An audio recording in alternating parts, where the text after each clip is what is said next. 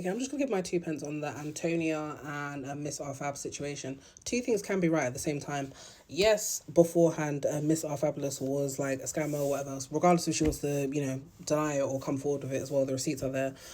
And yes, Antonia was bullied as well and has been bullied online. That's both correct.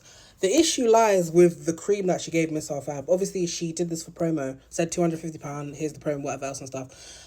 In regards to the evidence of the burn or whatever she said she got from Amy, I haven't seen that necessarily. I feel like she just had an allergic reaction, probably. I don't think it was necessarily burn marks. The only issue I have here is that Antonia didn't specify the ingredients from my understanding and whatever, and it would also, she didn't say it was specifically targeted at eczema. I feel like she just said it was just a general cream, maybe just make your face better, whatever the case was. The issue the issue also lies with you asking for the money back as well. Obviously, people are saying, oh, Miss Alfab can sue for compensation, whatever else and stuff. But it's like, if she is a uni student or an entrepreneur, let's say, and whatever, she doesn't necessarily have enough money for that suing thing or whatever to get into place. It's not going to make any sense. Maybe the compensation could be the £250, but at the same time, I think there's issues with like the contract and whatever. I feel like it's all just a verbal or written agreement, of course, through DMs or something, whatever.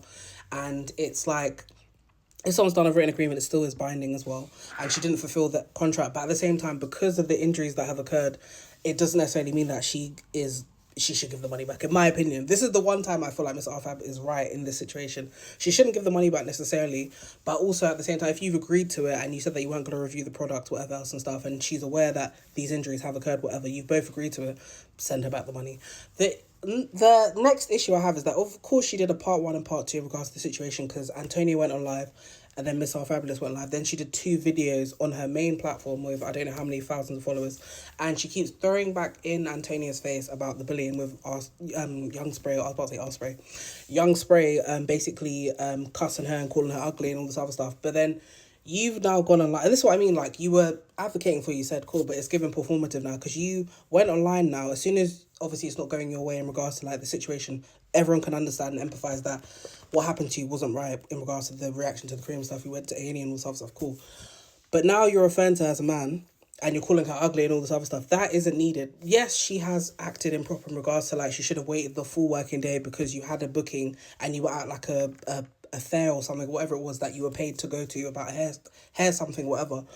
But then for you to now say, I was advocating for you, I'm not saying that you can't advocate loudly for someone, cool, but you've now thrown it back in her face when you know that she was being bullied and harassed about her looks and her image and stuff. So it's like, were you really advocating for her for actually just trying to help her? Or were you just advocating for her just to be performative? Because for you to then cuss her out, bear in mind, Antonia hasn't gone online to insult your looks, whatever else. She's just mentioned and said that other people have alluded to you being scamming or whatever, and then alluded to you scamming, and then also has worries that you're not going to send the money back, because I guess she's thinking that maybe 5 p.m. or whatever, you're not going to give the money back, and she hasn't given you the full working day.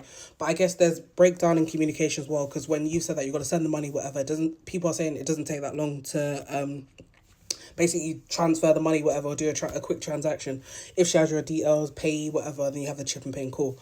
But she didn't give you the benefit of that with that call. But it's like, why would you now be shouting at a camera and screaming at her about this? And it's like, either give her the money or don't. That's the main thing. And then both of you can move on. Obviously, Antonia needs to do more research in regards to her business, in regards to what she's doing as well. I'm not sure if the products are listed.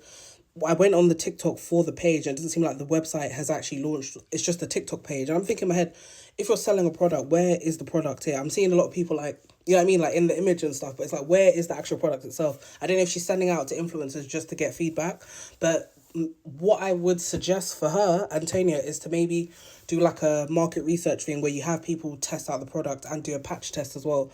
Because I don't believe Renee or Miss Our Fabulous actually did a patch test. She just applied it on her face and then went from there. Because if you did a patch test and you saw a reaction, either on your face, hand, whatever the case is, it would have maybe prevented the A&E thing and all this in general. Even though she did communicate to you that, oh, I've had this reaction, blah, blah, blah and stuff, I would have left the money with her.